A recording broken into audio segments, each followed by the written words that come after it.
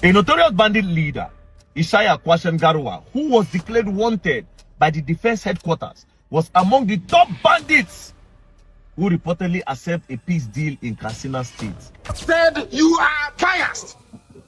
You are against this man. You should not have revoked his bail. Nigeria went to Kenya and kidnapped him. They said he named it among the 19 most wanted terrorists in Nigeria. They say he turned up for the meeting. They say he come. So the man come meeting. They're gonna give a chief 30 title now. And call it different from who pie. This one where pie they give a peace deal. But the one where you claim say he do treasonable offense, you don't give a peace deal.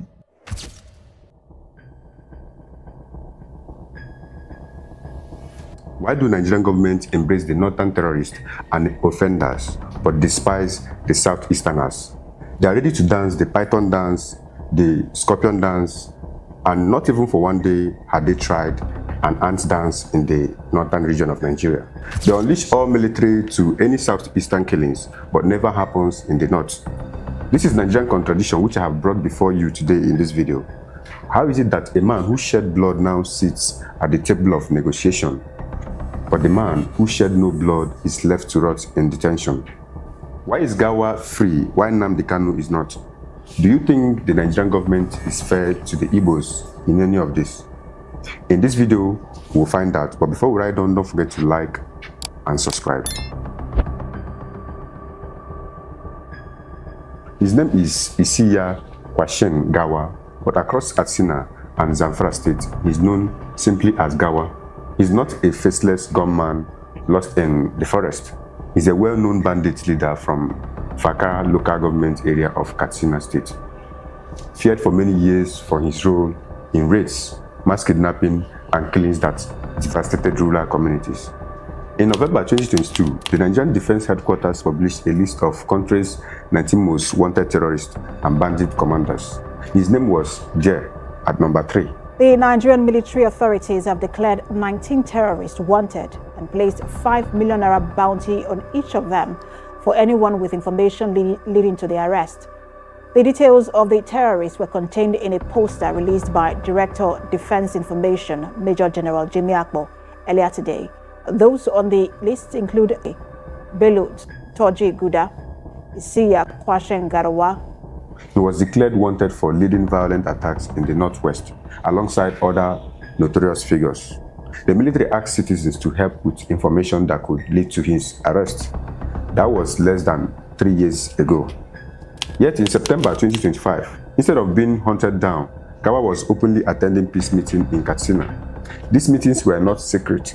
They were covered in national newspapers and confirmed by community leaders. Garwa sat with elders and local stakeholders in Hayin Gada Faskari, LGA, discussing terms of peace. According to reports by Daily Post on September 14, 2025, Garwa promised to free abducted victims as part of the new truce. Days later, he did just that. On September 17, 2025, Daily Post reported that Garwa released 28 kidnapped victims in Katsina. Then on September 19, 2025, Sahara reporters confirmed he freed 40 more captives, including women and children. Both reports emphasized that these releases came without ransom payments. Instead, they were presented as gestures of good faith under the peace pact. But the story does not end with the releases. In the same week, Garwa issued a warning to the Nigerian government. He accused security forces of killing people in Rowan, Budia, a village under his control, and seizing property. He said such actions violate the spirit of the peace deal and could force him and his men back to violence. This was a bold message carried in press without any fear. A wanted man setting condition for the state in general. Nnamdi Kanu is the leader of indigenous people of Biafra, IPOB, a movement that calls for self-determination of the southeastern under the name of Biafra. His methods have always been rooted in agitation and mobilization, which is through speeches, broadcasts, and rallies. His central weapon was not a gun, but a microphone. In June 2021, Kanu was abducted in Kenya under circumstances that violate international law. He was extraordinarily renditioned. This means that they forcibly returned him to Nigeria without due process. You are against this man. You should not have revoked his bail. Nigerian went to Kenya and kidnapped him. These things are in the public domain. The act was condemned globally as extraordinary rendition is considered unlawful under international human rights standards. Once back in Nigeria, the federal government charged him with treasonable felony and terrorism. Because the extraordinary rendition of Nnamdi Kanu is so open and notorious. Two international institutions or two separate panels of the United Nations have made pronouncements regarding his extraordinary rendition and called for his unconditional release. Nigeria is a member of the United Nations and therefore bound to consider that and implement that decision. Yet to date, not a single evidence has been presented linking Kanu personally to killings, kidnapping, or armed attacks. Instead, the accusation against him remain broad and political, without simple facts. The courts themselves have spoken. On October 2022, the Court of Appeal discharged and acquitted him, ruling that his extraordinary rendition made the trial illegal and that he should be freed immediately. Instead of obeying that judgment, the government rushed to the Supreme Court and secured a stay of execution, leaving Kanu trapped in their custody. When this trial was being conducted, these very documents were tendered in evidence. So it compounded us, it confused us, that the court now made a pronouncement that the extraordinary rendition had no evidence before the court, that no evidence of it was submitted before the court. Meanwhile, his health has continued to deteriorate inside DSS custody. His lawyers have repeatedly raised alarm that he's been denied proper medical treatment. Bail applications have been denied, court rulings have been ignored, international calls for his release has been brushed aside. So, Nnamdi Kanu has not been convicted of any violent crime. His crime is speaking, mobilizing people, challenging Nigerian state with words, and for that reason, he has spent over 3 years in solitary detention under Department of State Service. Now, let us compare this. Garwa is a bandit leader from Katsina. His men have carried out kidnappings, killings, and terror attacks across communities in Faskari local government. His name appeared on the Defense Headquarters Most Wanted list. Yet, in September 2025, Garwa openly attended peace talks with a local leader. He released 28 hostages, later another 40, claiming he took no ransom. Today, he remains a free man. Like, how can you compare this? Then on the other hand, we have Nnamdi Kanu, who never led armed raids. He never kidnapped school children. He never demanded ransom from grieving families. His weapon always had been the word from his mouth, agitation for the self-determination of Biafra.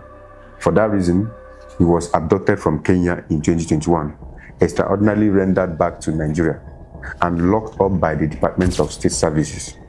Since then until now, the courts, including the Courts of Appeal, have ordered his release, but every ruling has been ignored, and he remains in solitary detention, his health deteriorating, and his rights to bail denied up till now.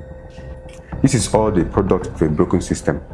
The reason why the government can leave a criminal free and detain an innocent man is this. Firstly, weakness. The Nigerian government has failed to defeat banditry military.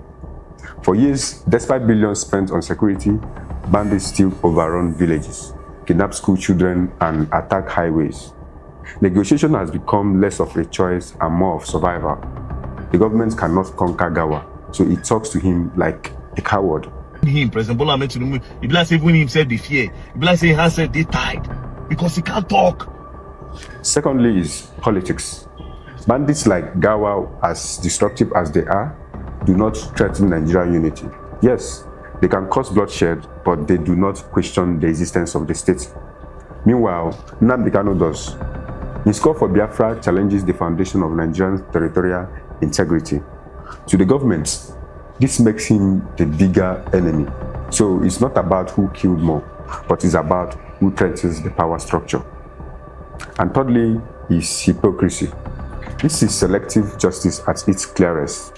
When Garwa is embraced while Kanu is silenced, it shows the government does not act for justice or the people's safety. It acts only to protect itself. If the people are slaughtered by bandits, Negotiations can happen, but if government is challenged politically, their words must be executed by any means necessary, even if it means forcefully arresting a man in another country. Why this matters is that this double standard is not just about Garwa and Kanu. It's about what it means for every citizen of Nigeria. If killers can walk free under the cover of peace deals while activists rot in detention for speaking, then no one is truly safe in Nigeria. It means the state rewards violence but punishes dissent. It means Nigeria does not run on a law but on fear. The courts, meant to be the last hope of the common man, are meaningless if their rulings are ignored. What is the point of court order if the government decides who obeys and who doesn't? It proves that justice in Nigeria is not blind. It sees your position, your influence, and your threat to power. If you kill but not threaten the system, you can negotiate. If you speak but threaten the system, you will be silenced. This is why the question must be asked loudly and without fear. Why is Garwa free while Nnamdi Kanu rots in DSS detention?